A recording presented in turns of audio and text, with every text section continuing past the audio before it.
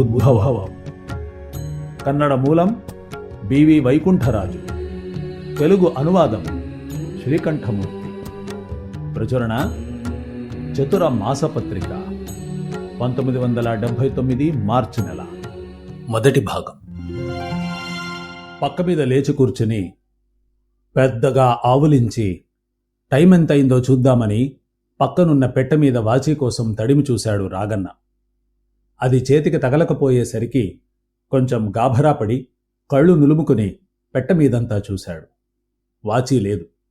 అంతలో ఏదో గుర్తుకొచ్చినట్టయి, వాచీ అక్కడుంటేగా కనిపించడానికి అని నవ్వుకున్నాడు.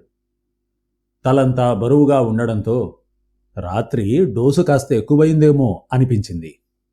నిన్న రాత్రి ఆ రుద్ర, నంజుండ, ఆ ఇద్దరు వెధవలు కలవకుండా ఉంటే గనక హాయిగా పెందరాళే ఇంటికొచ్చేవాడు, వాచీ కూడా మిగిలేది అని అనుకున్నాడు. మళ్ళీ తన ఆలోచనకు తనకే నవ్వొచ్చింది.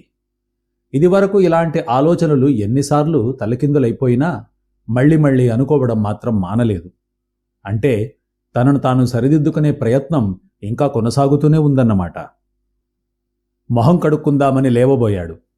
కాని ఒళ్లంతా బరువుగా ఉన్నట్టు అనిపించి తిరిగి పక్క మీదకు వాలిపోయి, ఇప్పుడు టైం ఎంతయి ఉంటుంది అని కాసేపు ఆలోచించాడు. బయట వీధిలో కార్లు, లారీలు, సైకిళ్లు, రిక్షాల రణగొణధ్వని విని బహుశా 10 గంటలయిందేమో అనుకుని సుశీలా అని భార్యను కేకవేశాడు. ఆమె అందించిన కాఫీ గ్లాసు తీసుకుని ఇప్పుడు టైం ఎంతయింది అని అతను అడగడమే తరువాయి ఆమె రుసరుసలాడుతూ, బాగుందండి, వాచీ మీ దగ్గర పెట్టుకుని టైం ఎంతయిందని నన్నడిగితే నేనేం చెప్పేది? నాకేమైనా మంత్రాలు తంత్రాలు వచ్చనుకుంటున్నారా ఏమిటి? మీరిలాగే చేస్తూ ఉంటే నేను అవి కూడా నేర్చుకోవాల్సి వస్తుందేమో అనేసరికి అతను ఎందుకడిగానా అని మనసులోనే అనుకున్నాడు. నా దగ్గర వాచీ ఉంటే నిన్నెందుకు అడుగుతాను? నాకేమైనా పిచ్చా అన్నాడు. ఆ మాట విని ఆమెకు మరింత కోపం వచ్చింది. అంటే అది మళ్ళీ మార్వాడి కొట్టుకు ప్రయాణం కట్టిందన్నమాట. నా మాట విని దాన్నక్కడే వదిలేయండి. ఎందుకు ఊరికే కష్టపడి దాన్ని విడిపించుకురావడం? ఏ సుముహూర్తాన దాన్ని కొన్నారో కానీ అది మీ చేతిలో కన్నా మార్వాడి కొట్లోనే ఎక్కువ కాలం ఉంటోంది. విడిపించుకురావడం, మళ్ళీ తీసుకెళ్లి తాకట్టు పెట్టడం, విడిపించుకురావడం, తాకట్టు పెట్టడం, ఇదే పని అయిపోయింది మీకు అంది. ఇప్పుడు రాగన్నకు నిజంగానే కోపం వచ్చింది. అది కాదు సుశీల, ఇప్పుడు నాకంతకన్నా వేరే పనేముంది చెప్పు అన్నాడు. ఆ మాటలకు సుశీలకు కూడా నవ్వొచ్చేసింది. కానీ బయటకు నవ్వకుండా తనలో తానే నవ్వుకుంది. చరచరా వంటగదిలోకి వెళ్ళిపోయి అక్కడ్నుంచే, ఈసారి ఆ డబ్బేం చేశారు? గుర్రం తోక కట్టారా లేక సారకట్టుకు ధార పూశారా అని అడిగింది. భార్య కోపం తగ్గిందన్న సంగతి గ్రహించిన రాగన్న, అలా చేసేవాణ్ణే నేను, కానీ డబ్బంతా రెండింటికి సమానంగా పంచిపెట్టేశా అని చెప్పి తన విట్టుకు తానే పెద్దగా నవ్వేశాడు. దానికి వంటింట్లో నుంచి ఏ విధమైన సమాధానం రాకపోయేసరికి కాస్త ధైర్యం తెచ్చుకొని, కాఫీ ఎందుకో ఇవాళ కాస్త లైట్గా ఉందే అన్నాడు. అసలు దానికి కాఫీ పొడి వాసనే తగలలేదు అన్న అనుమానం కలిగినా ఆ మాట పైకి చెప్పడానికి ధైర్యం చాలేదు. పర్వాలేదే, సారా వాసన నోట్లో గుప్పమంటున్నా కాఫీ వాసన పసిగట్టగలిగే శక్తి మీలో మిగిలి ఉండడం నా అదృష్టం. లేచి వెళ్ళి కాస్త కాఫీ పొడి పట్టరండి, స్ట్రాంగ్ కాఫీ కల్పిస్తా అని సుశీల అనగాని, అయ్యో నేరకపోయి అన్నానే అని పశ్చాత్తాపపడ్డాడు రాగన్న. తనిప్పుడు ఇంకేమైనా మాట్లాడితే మరిన్ని అవసరాలు పుట్టుకొస్తాయో అనుకుని నోరు మూసుకొని కూర్చున్నాడు. ఇంట్లో పిల్లల అలికిడి వినిపించకపోవడంతో బడికెళ్లారు కామోసు అని అనుకున్నాడు. సిగరెట్టు పెట్టె కోసం జేబులు తడుముకున్నాడు. ఏ జేబులోనూ అవి చేతికి తగల్లేదు. రాత్రి ఇక్కడెక్కడైనా పడిపోయిందేమోనని చుట్టుపక్కలంతా చూశాడు. ఎక్కడా కనిపించలేదు. పక్క మీద నుంచి లేచి నిలబడి వంకెకు తగిలించిన చొక్కాలన్నింటిలోనూ వెదికాడు. ఎందులోనూ ఒక్క సిగరెట్టు కూడా లేదు. ఛ, రాత్రి ఒక్క సిగరెట్ అయినా మిగుల్చుకురావలసింది అని అనుకున్నాడు. అంతలో తన ఆలోచన తనకే నవ్వు తెప్పించింది. అంతమాత్రం దూరాలోచన ఉండి ఉంటే కొంచెం డబ్బే మిగుల్చుకొని వచ్చేవాడుగా. ఆ వెధవలు తన డబ్బంతా మొత్తం ఖర్చు పెట్టించారు మరి అని ఆ రుద్ర నంజుండలను తిట్టుకున్నాడు. మళ్ళీ అంతలోనే వాళ్లను తిట్టుకోవడంలో అర్థం లేదని, వాళ్ల దగ్గర డబ్బులున్నప్పుడు తను కూడా అలాగే చేశాడని గుర్తుకు తెచ్చుకున్నాడు. ఇంతలో కాల్చి పారేసిన ఒక సిగరెట్టు పీకను అతని కళ్ళు వెతికి పట్టుకున్నాయి. సమయానికి కంటపడ్డ ఆ పీకే పెన్నిదిగా భావించి ఆనందంగా దాన్ని అందుకుని వెలిగించాడు. ఒక్కసారి గుప్పుమని పొగ వదిలేసరికి ఎంతో హాయిగా అనిపించింది.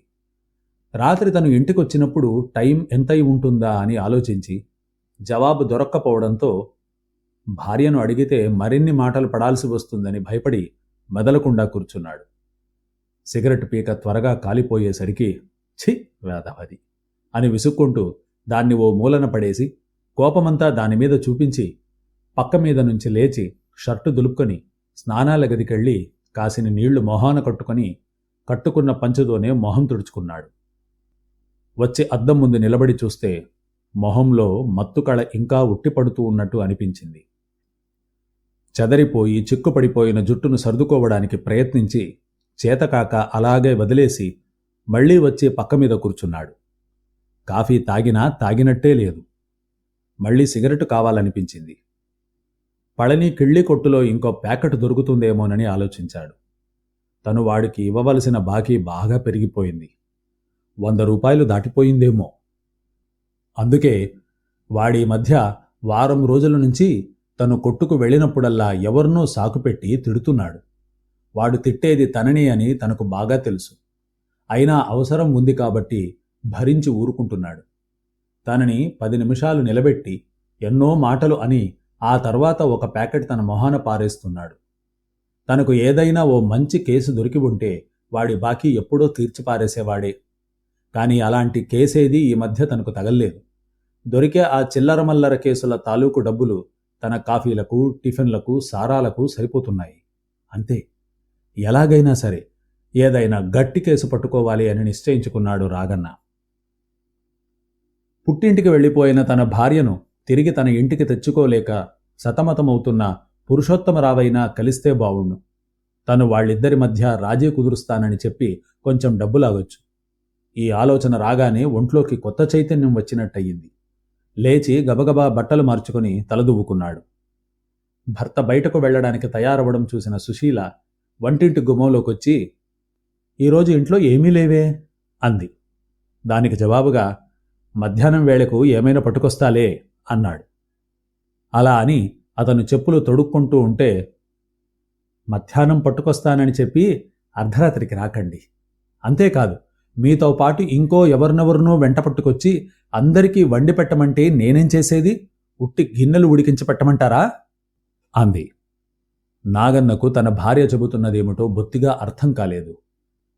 అర్ధరాత్రి వేళ నేను ఎవరినైనా వెంట పెట్టుకొచ్చానా అని కాసేపు ఆలోచించాడు. గుర్తుకు రాలేదు. ఆమెనే అడిగేశాడు. ఏ, అది కూడా గుర్తులేదా మీకు? నిన్న రాత్రి మీ స్నేహితులను వెంటపట్టుకొచ్చి వాళ్లకు వండి పట్టమని చెప్పలేదు అంది సుశీల. ఒకవేళ రుద్ర నంజుండలను తను వెంటబట్టుకొచ్చాడా అని సందేహం వచ్చినా సమాధానం మాత్రం దొరకలేదు. అంతేకాదు, రాత్రి జరిగింది ఏదీ తనకు గుర్తులేదు. మొత్తానికి ఏదేదో జరిగినట్టు మాత్రం లీలగా గుర్తు ఉంది. అంతే.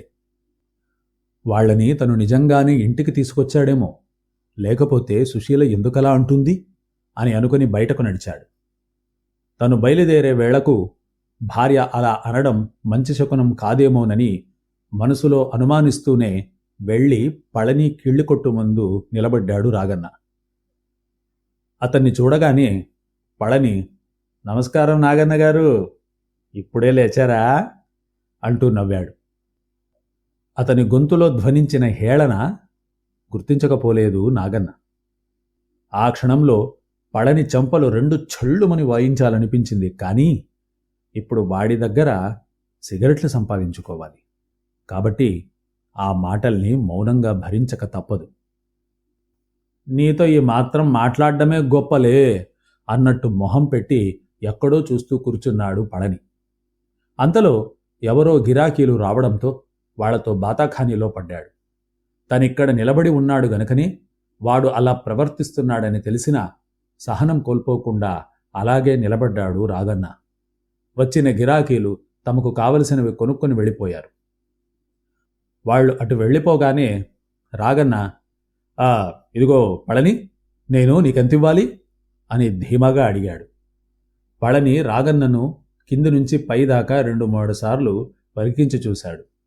అతను అంత ధీమాగా అడుగుతున్నాడంటే డబ్బేమైనా ఇస్తాడేమోనని అనిపించింది అతనికి. కానీ అంతమాత్రాన రాగన్న తన బాకీ తీర్చేస్తాడని అనుకోవడానికి వీల్లేదని తెలుసు. ఎందుకంటే ఇలాగే మెల్లిగా ఉపాయం చేసి సిగరెట్లు రాబట్టుకోవడమే కాకుండా ఇంకో 2-3 రూపాయల నగదును కూడా లాక్కుపోతాడు తన దగ్గర నుంచి. కొంపదీసి ఇప్పుడు కూడా అలా చెయ్యడు కదా అని అనుకుంటూనే, ఈసారి మీ లెక్క ఎక్కువైంది సార్, 100 కూడా దాటిపోయిందేమో అన్నాడు. కాస్త పుస్తకం చూసి చెప్పవయ్యా, సరిగ్గా ఎంత అయిందో అని రాగన్న కొంచెం గట్టిగా అనేసరికి పళనికి ఆశ పుట్టుకొచ్చింది. ఒకవేళ బాకీ తీర్చినా తీర్చేస్తాడేమో అని ఆలోచిస్తూ పద్దు పుస్తకం తీసి నాగన్న బాకీ టోటల్ చేసి 97 రూపాయలయ్యింది సార్ అన్నాడు. అయితే ఓ పని చెయ్యి, ఒక సిగరెట్ ప్యాకెట్ ఇచ్చి ఓ 2 రూపాయలు కూడా ఇచ్చాయి, అప్పుడు సరిగ్గా 100 రూపాయలు అవుతుంది. మధ్యాహ్నం వచ్చి ఇస్తాలే అన్నాడు రాగన్న. అతనేమో అంత తేలిగ్గా అనేశాడు, కానీ పళని మాత్రం ఆ మాట విని గాభరా పడిపోయాడు. తన ఊహ నిజం కావడం చూసి కంగారు పడుతూ సార్ సార్ అంటూ చేతులు నిలుముకోసాగాడు. ఈరోజు ఎవరో రిజిస్టర్ చేయించడం కోసం పత్రం రాసిమ్మన్నారోయ్, కనీసం 100 రూపాయలైనా దొరుకుతాయి, నీ బాకీ తప్పకుండా తీర్చేస్తాను అన్నాడు రాగన్న. అయినా పళనికి మాత్రం ఇంకా అనుమానంగానే ఉంది. నిజం పళని, నీతో అబద్ధమాడతానా అని రాగన్న మరింత నమ్మకంగా పలికాడు. పళని ఇవ్వడమా మారణమా అనే సందిగ్ధంలో పడ్డాడు కాసేపు. మళ్ళీ అంతలోనే తను ఇప్పుడు ఇవ్వకపోతే అదే సాకుతో ఇప్పుడున్న బాకీని కూడా ఎగ్గొట్టేస్తాడేమో అన్న భయం కూడా కలిగింది. అందుకని వెంటనే ఓ సిగరెట్ పెట్టే 2 రూపాయలు రాగన్న చేతిలో పెడుతూ, ఈవేళ తప్పకుండా ఇచ్చేయండి సార్, పేదవాణ్ణి, కొట్లోకి సరుకులు కూడా తేవాలి, చేతిలో కానీ లేదు అని బతిమాలుకుంటున్నట్టుగా అన్నాడు. తప్పకుండా తెచ్చిస్తానని మరోమారు హామీ ఇచ్చి ఒక సిగరెట్ తీసి వెలిగించాడు రాగన్న. ఇంటికి వెళ్లి భార్య చేతిలో ఓ రూపాయి పెట్టి, పిల్లలు బడి నుంచి వచ్చిన తరువాత హోటల్ నుంచి ఏమైనా తెప్పించిపెట్టు అని చెప్పి మరో రూపాయి తన జేబులో వేసుకుని బయలుదేరాడు. ఉద్భవం